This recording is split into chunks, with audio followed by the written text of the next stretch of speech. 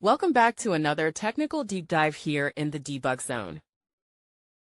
Today, we're tackling a big question and breaking it down with insights from other users. Hopefully, this clears up some misconceptions and helps you get the answer you need. So, buckle up, stay a little curious, and let's jump right in.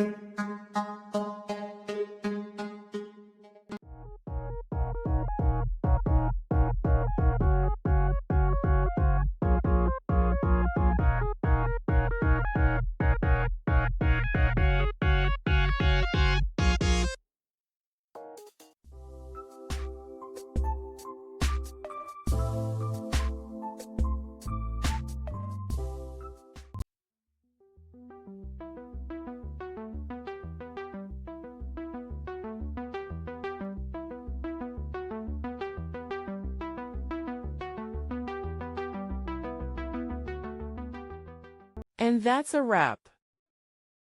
I hope you found the answer you were looking for. If you did, take a second to hit that subscribe button. It really helps out. And let me know in the comments which solution worked best for you. See you next time in the debug zone.